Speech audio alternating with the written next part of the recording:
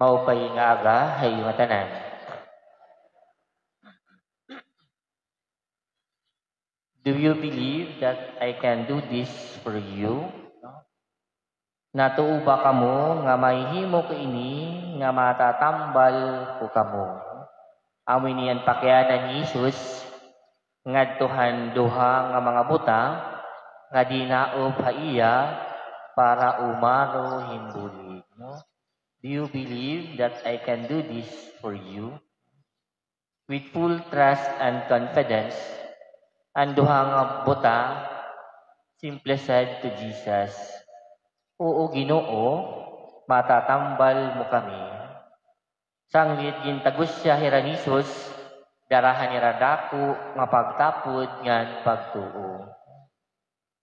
Mga kabugtuan, parehas gihapon nila iton aton kinabuhi. Kada adlaw, amulwat ini iton pakiana ni Jesus sa aton.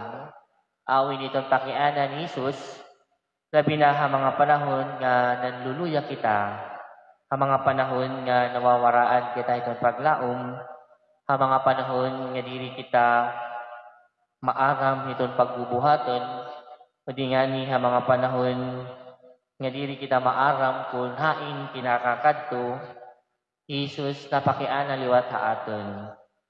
Do you believe that I can do this for you? Natuod ba kita na pinaagi iton gahom ni Jesus, mahimo niya iton aton karuyag matabo? Perhaps Jesus is asking us right now, do we believe that Jesus can do something about our sickness? Natuod ba kita nga may ada mahihimo ni Jesus iton aton mga negosyo, iton problema, iton aton pamilya, o di nga ni natuo ba kita may ada mahihimo ni Jesus, mamahihimo ni Jesus iton aton mga crisis ngan difficulties dila iton aton kinabuhi. Sana iton aton baton kan Jesus parihas handuduha ka butang. Yes, Lord, I believe. No? In every day of our life, kung ginaagi man kitahin mga kakurian, kung may adaman natin mga problema nga inaatubang, kung medyo mabugat na iton aton inaabat, pinapakianhan kita ni Jesus. Do you believe that I can do this for you?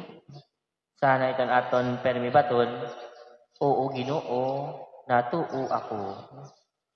There will be a time when our only hope in life is nothing but our faith in someone greater than ourselves. No money, no prestige, no wealth, and the status in life can give us control everything that happens to us, except to rely in God's mercy and compassion. Sugad handuha nga buta din hanaton ebanghelyo, by hoping and trusting in Jesus, they were healed. Mga kabugtuan, our faith in God makes all things possible. In time of life's uncertainties, storms and pains, God is our stronghold, anchor, and healer. All we need is to have faith in Him, because God is merciful and compassionate. Jesus can do this for us. Amen.